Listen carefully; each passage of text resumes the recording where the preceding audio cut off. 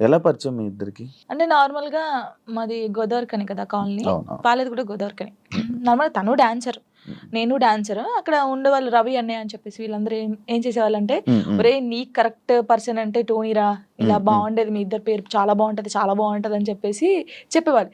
ఎవరు ఈ టోనీ ఇలా బాగుంటదని తర్వాత పరిచయం అయింది. పరిచయంలో అచ్చా, కలవక ముందే మీకు అందరూ అనేవాళ్ళా? అందరూ అనేవాళ్ళు అక్కడ ఉండేవాళ్ళు. అంటే నేను చాలా అప్పుడు ఇంకా స్పీడ్ చేసేదాన్ని అనమాట డాన్స్.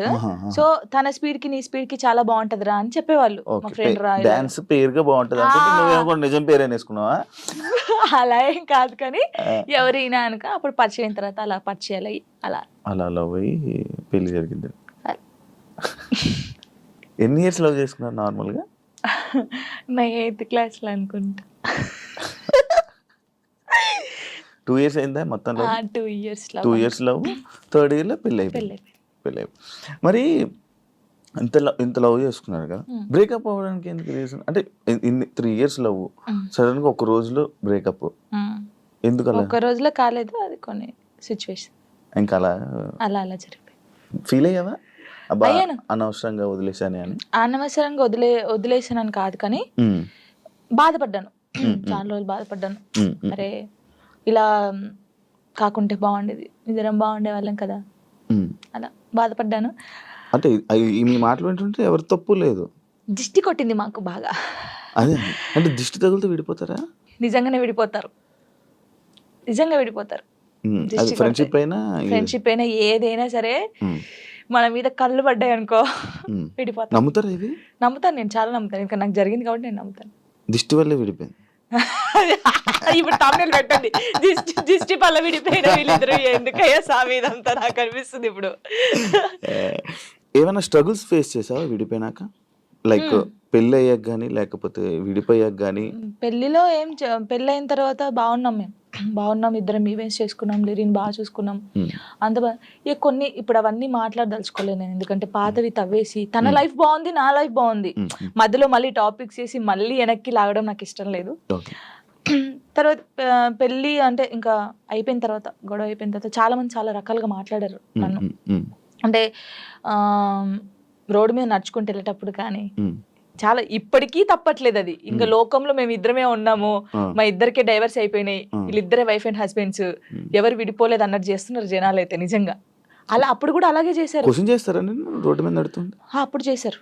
అప్పుడు నేను ఇలా వెళ్తుంటే, అరే నేను మొగుడు వదిలేశారంటారా దీన్ని, ఇది ఏం చేసిందోరా, మొగుడు వదిలేశాడు అని చెప్పి అన్నారా? ఇలా వదిలేసిన తర్వాతనే కదా నాకు ఎక్కువ అలా అలా చాలా స్ట్రగుల్స్ పడ్డాను. ఎవరున్నారు నీకు సపోర్ట్గా అప్పుడు? Mummy daddy. అమ్మ నాన్న ఏమన్నారు? మా మమ్మీ డాడీ అసలు, మా డాడీ గురించి ఎత్తనే ఏడిపోతుంది నాకు. అంటే మా డాడీ ఎలా అంటే, వీళ్ళకి ఎలా ప్రేమ చూసుకోవాలో తెలియదు మా మమ్మీ డాడీకి. ఫస్ట్ ఆఫ్ ఆల్ మా డాడీ గురించి నేను ఎప్పుడు ఎక్కడ మాట్లాడలేదు. ఇక్కడ అంటే అందరూ లవ్ యూ డాడీ, ఇప్పుడు ఈ జనరేషన్ లో అప్పుడు అంటే అప్పుడు వాళ్ళకి తెలియదు. ఇప్పుడు మనం ఏడ్చినా ఎందుకు ఏడుస్తున్నావు, ఇది కావాలా, ఇట్లా ఫస్ట్ మా డాడీకి సారీ అని చెప్పాలని ఉంది గట్టిగా, హగ్ చేసుకొని. కానీ ఆయనకి ఆ ఫీలింగ్స్ ఉండవు, అంటే తెలియదు. చెప్పినా కూడా ఎందుకు ఏడుస్తుందో అంటాడు. మా మమ్మీ కూడా అంతే. నేను లవ్ మ్యారేజ్ చేసుకొని వెళ్ళిపోయినప్పుడు కూడా చిన్న మాట అనలేదు నన్ను, చిన్న మాట. ఎందుకు చేసుకున్నావు ఆయన అడగలేదు. మేమిద్దరం కలిసి ఇంటికి వెళ్ళినప్పుడు సారీ డాడీ అని చెప్పి ఇంట్లోకి వెళ్ళిపోయాం అంతే. ఎంత బాగా చూసుకున్నాడు మా ఇద్దరిని తెలుసా, ఇంత మాట కూడా అనలేదు ఎప్పుడు. నాకు ఆయన వద్దు డాడీ అన్నప్పుడు ఏమనలేదు, మళ్ళీ కావాలి డాడీ అన్నప్పుడు ఏమనలేదు. నిజంగా మా డాడీ దొరకడం నాకు చాలా అదృష్టం. ఆయన గురించి ఎప్పుడు అసలు ఎక్కడ మాట్లాడలేదు నేను, ఫస్ట్ టైం మాట్లాడుతున్నాను. ఐ లవ్ యూ డాడీ అంతే. అంటే ఒక అమ్మాయికి ఒక డాడీ సపోర్ట్ ఎంత ఉండాలో కానీ నాకు మా డాడీ ఫ్రెండే. ఇద్దరం కూర్చుంటాం, మాట్లాడుకుంటా ఉంటాం బాగా. రాత్రి కూర్చుంటారు, తాగుతా ఉంటాను, నేను పోస్తా సిట్టింగ్ చేసుకొని కూర్చొని మంచి మాట్లాడుతా ఉంటాను. మా డాడీ నాకు ఎప్పుడు ఫోన్ చేయడు, మా మమ్మీ డాడీ అసలు నాకు ఫోనే చేయరు. ఒక అమ్మాయిగా బయటికి ఇంత తిరుగుతానా అంటే వాళ్ళకి తెలియదు, ఏం చేస్తున్నావు, ఎక్కడున్నావు, అయిపోయిందా, అసలు ఫోనే ఉండదు.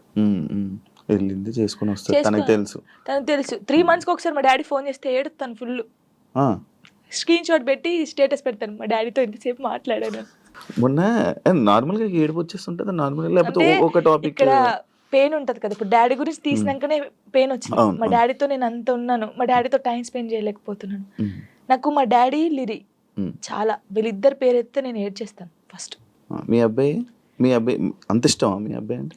చచ్చిపోతాను, వాని కోసమే బతుకుంది నేను. ఇప్పుడు కొన్ని రోజులు అయిన తర్వాత మీ అబ్బాయిని పంపించాలి, నాన్న దగ్గర పంపించాలి అని అంటే పంపించరు. అంటే యాక్చువల్ లా ప్రకారంగా నార్మల్గా కొన్ని ఇయర్స్ అమ్మ దగ్గర, ఎన్ని ఇయర్స్ అని అమ్మ దగ్గర ఉండాలి అని చెప్పి. మీరు అలా అంటే నాకు గుండె అయిపోతుంది. లేదు, జనరల్గా అడుగుతున్నా. లిరి వెళ్ళడు, అమ్మ కాడే ఉంటా అని చెప్తాడు. షోరా? షూర్. నేను ఉంటును, సపరేట్ గా మనతో మీరు మాట్లాడండి, వాడు చెప్పేస్తాడు. వెళ్ళడాడు. అంటే అబ్బాయి ఇష్టం, అబ్బాయి ఇప్పుడు నా ఇష్టం లేదు, తన ఇష్టం లేదు, వాళ్ళు ఇరిగాని అడుగుతారు కదా, మా మమ్మీని వదిలిపెట్టి రానని చెప్తాడు. ఇప్పుడు హ్యాపీయా మొత్తం అంతా, మీ అబ్బాయి మీరు అంతా హ్యాపీ? మేమిద్దరం చాలా హ్యాపీగా ఉన్నాం. అవును, యాక్చువల్లీ పేరెంట్స్ మధ్య జరిగినవి పిల్లలకి చెప్పకూడదు, ఎందుకు వాళ్ళని ఇబ్బంది పెట్టడం అనేసి నార్మల్గా అనుకుంటుంటారు బయట, నార్మల్గా జనరల్గా. నేను ఒక దాంట్లో నేను చూసిన దాంట్లో మీరు చెప్పారు, నాకు జరిగిన లైఫ్లో ప్రతి ఒక్కటి నేను మా అబ్బాయితో షేర్ చేసుకుంటానని చెప్పడం జరిగింది. కరెక్ట్ అనుకుంటున్నారా? కరెక్టే. ఎందుకంటే ఇప్పుడు ఫాదర్ మదర్ ఉన్నప్పుడు ఆ పిల్లలకి అవి తెలియకూడదు. ఫాదర్ లేడు, సో అన్నీ నేనే వానికి. నేనైనప్పుడు నా లైఫ్లో ఏం జరుగుతుందో వానికి ఒక్కనికే తెలియాలి, ఎవరికి తెలియకూడదు. ఇప్పుడు వాడు అబ్బాయి అండి, నార్మల్గా చెప్తున్నాను, వాడు ఇంకొక 5 years అయితే పెద్దగా అవుతాడు. పెద్ద అయిన తర్వాత బయటకు వెళ్తాడు, జనాల గురించి తెలిసిందే కదా, ఎవడో ఒక మాట అంటాడు. అప్పుడు వీనికి ఏం తెలియదు అనుకో, వాడు వచ్చి నన్ను క్వశ్చన్ వేస్తాడు, అమ్మ వాళ్ళు ఇలా అంటున్నారు ఏంటమ్మా అని. వీనికి అన్నీ తెలిసాయి అనుకో, మా మమ్మీ గురించి నాకు తెలుసురా, మీరేంట్రా అనేది, వెళ్ళండిరా అంటాడు. దానికి దీనికి ఎంత ఉంది? సో నా కొడుక్కి నా లైఫ్లో ఏం జరిగింది, ఏం జరగబోతుంది అన్నీ తెలియాలి. నేను వానికి అన్ని షేర్ చేసుకోండి, నాకెవరున్నారు ఇంకా షేర్ చేసుకోవడానికి, వాడు ఒక్కడే ఉన్నాడు. సఫర్ అవ్వడా అసలు వాడు నాకు ధైర్యం చెప్తాడు తెలుసా. అవునా? చాలా లిరిని చూస్తే మీరు అలా ఉన్నారు కానీ చాలా మెచ్యూరాడు, చాలా. మీ తెలివితేటలు ఎక్కువ వచ్చినట్టు బాగా. అసలు వాడు వానితో మాట్లాడితే మీకు అర్థమవుతుంది, అంత బాగా మాట్లాడతాడా? అంత బాగా మాట్లాడతాడు. నాకు ధైర్యం చెప్తాడు నేను ఏడుస్తే. ఎందుకు ఏడుస్తారా అలా? ఇంకా మరి బాధ వచ్చినప్పుడు ఎవరికి షేర్ చేసుకోవాలి? ఇప్పుడు బయటికి వెళ్తాం, షూట్స్ చేస్తాం, కొందరు మంచిగా మాట్లాడతారు, కొందరు చెడుగా మాట్లాడతారు. అట్లా మాట్లాడినప్పుడు ఇంటికి వెళ్తాను, మనం చూడగానే ఏడుపు వస్తుంది, గట్టిగా పట్టేసుకొని డాడీ ఇలా అన్నారా ఈ రోజు నన్ను అన్నీ చెప్తాను. శివ గారు తెలుసా, నేను ప్రతి పిన్ టు పిన్ చెప్తాను వానికి. నేను నాకు ఎవరైనా ప్రపోజ్ చేసినా, ప్రపోజ్ చేశారు లిరి నాకు అని చెప్తాను నేను, సీరియస్ గా. ఎవడాడు అంటాడు, ఎవడాడు అంటాడు, నాకు నచ్చలేదు లిరి అని చెప్తాను నేను. ఉండేలే అప్పుడు, చెప్పకూడదు పేరు, నార్మల్ గా అంటే ఎవరికైనా ఉంటారు, నేను కూడా మనిషినే కదా, నాకు కూడా క్రష్ ఉంటారు. నాకు అనుష్క అంటే క్రష్, హీరోయిన్ మీరు హీరోయిన్ క్రష్ చేసి. నార్మల్ గా ఒకరంటే ఇష్టం ఉండే, అంటే వాళ్ళతో ఎప్పుడు మాట్లాడలేదు, నేను వాళ్ళని ఎప్పుడు కలవలేదు, ఎప్పుడు చూడలేదు, కానీ బట్ కొన్ని వీడియోస్ చూసిన తర్వాత వాళ్ళ క్యారెక్టర్ నచ్చి కొంచెం ఇష్టపడ్డాను. ఇప్పుడు ఇది చెప్పారా మీ అబ్బాయికి? చెప్పాను, ఒరే వాళ్ళ క్యారెక్టర్, ఓ అవునా, ఓకే ఓకే.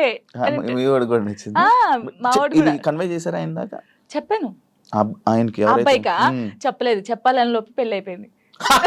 సీరియస్ గా ప్రామిస్, ఇది ప్రామిస్, ఇది పెళ్లి అయిపోయింది. అయ్యో దేవుడా, పెళ్లి అయిపోయిందా, ఓకే పర్లేదులే, చూసుకుంటున్నారు కదా వీడియోస్, ఓకే ఫైన్, ఇష్టం కదా చూస్తూ ఉందాంలే అలాగా.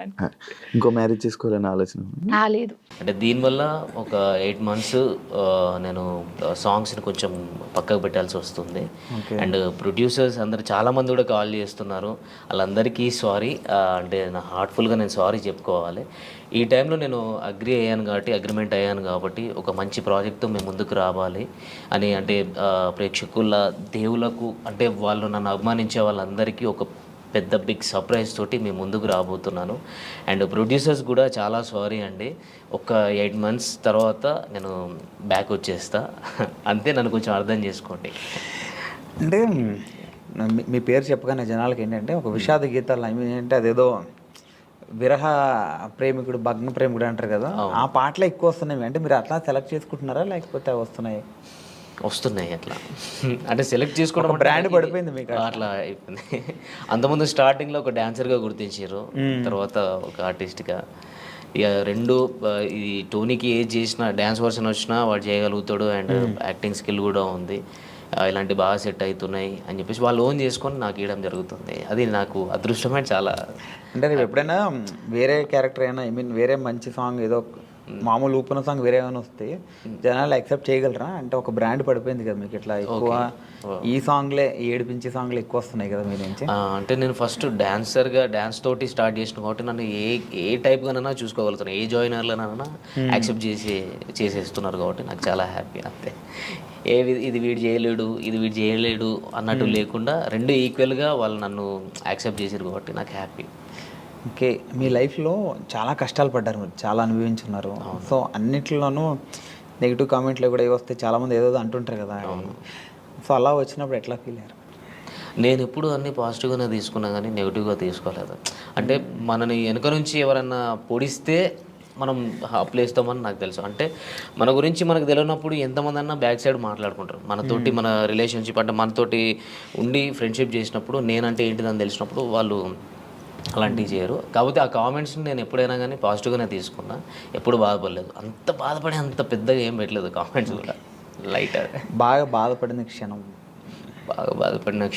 అంటే మనిషి జీవితంలో హ్యాపీ ఉంటుంది, అట్లా సాడ్ కూడా ఉంటుంది, చాలాసార్లు జరుగుతుంది. కానీ మన మైండ్లో ఒకటి రిజిస్టర్ అయిపోయి ఉంటుంది కదా. అంటే నేను లైఫ్లో ఒకటి మనం ఎప్పుడైనా కానీ ఒకటి అనుకుంటాం, ఇట్లా ఉండాలి, ఒక ఫ్యామిలీతో ఉండాలి, ఇది అని నేను ఒక పెద్ద కోట కట్టుకున్న తర్వాత ఒకటేసారి కూలిపోయింది.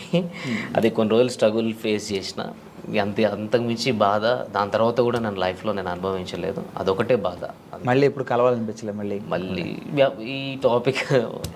ఓకే ఓకే, అంటే ఏదైనా ఇప్పుడు బ్యాక్ వెళ్తే అది నేను మార్చుకోవాలి నా లైఫ్లో ఏదో ఒక థాట్ ఉంటుంది కదా, అట్లా ఏముంది మీ లైఫ్లో? దేవుడు ఇచ్చిన ఒక లైఫ్లో దేవుడు ఎటు వెళ్ళాలో అనేది డిసైడ్మెంట్ చేస్తాడు. మనకు అప్ అండ్ డౌన్స్ అనేది జరుగుతూనే ఉంటుంది. దెబ్బ తాకితేనే మనకు దాని వాల్యూ తెలుస్తుంది. దాన్ని నేను మార్చుకోవాలని అనుకోవట్లేదు.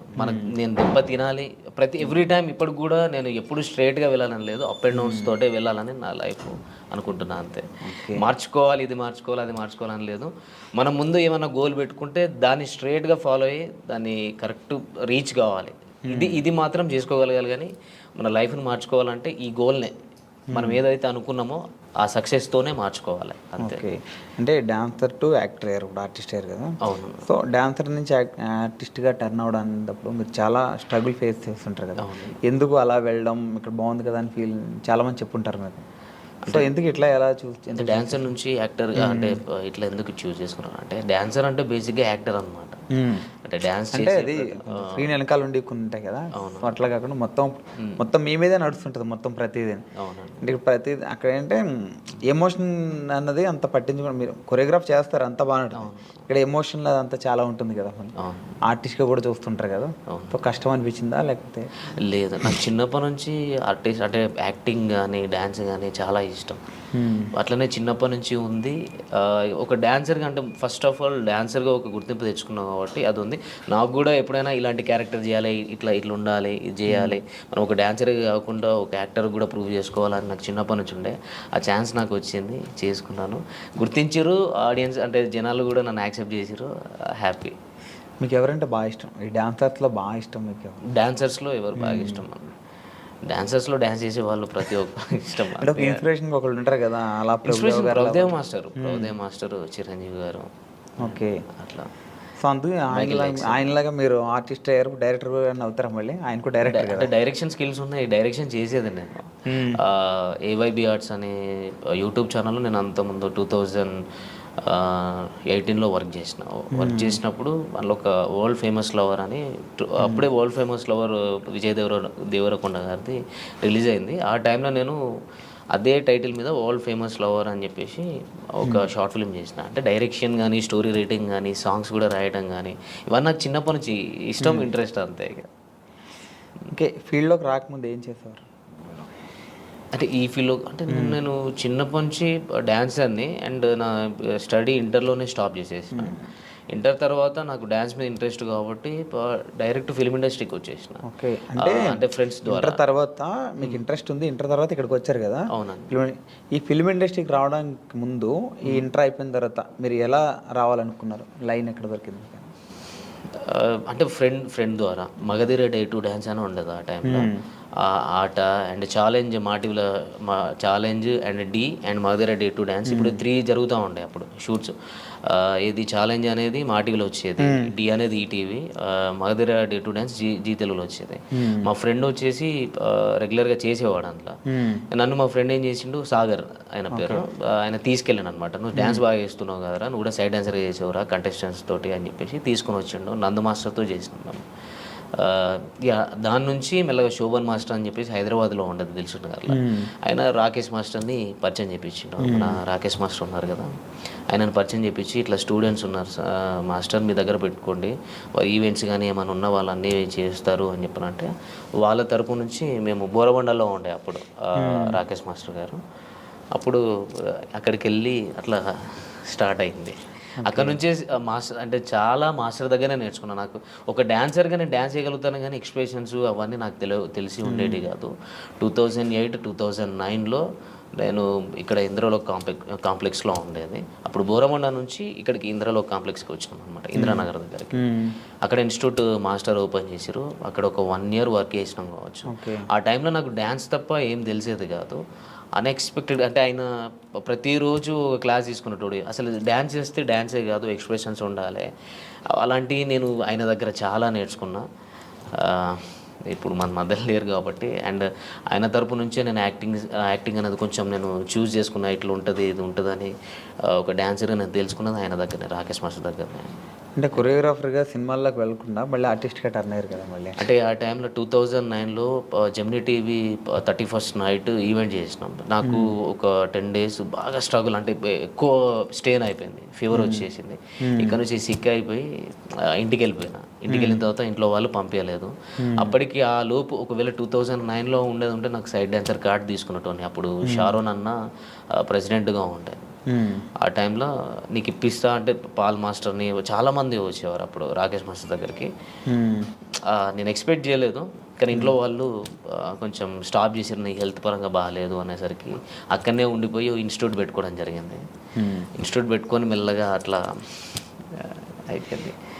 అట్లనే డ్యాన్సర్గా ఉండి ఒక ఆర్టిస్ట్గా ఈ యూట్యూబ్లోకి నేను అన్ఎక్స్పెక్టెడ్గా వచ్చిన. నాకు అంటే డైరెక్ట్ మూవీస్లోకి వెళ్ళాలి అన్నట్టు ఉండేది. అంటే నాకు డైరెక్ట్ టచ్ అక్కడికి వెళ్ళిపోయినా. రాకేష్ మాస్టర్ తరపు నుంచి నేను ఏదో మూవీస్లోకి వెళ్ళాలి, మూవీస్లో కొరియోగ్రాఫర్ కావాలి,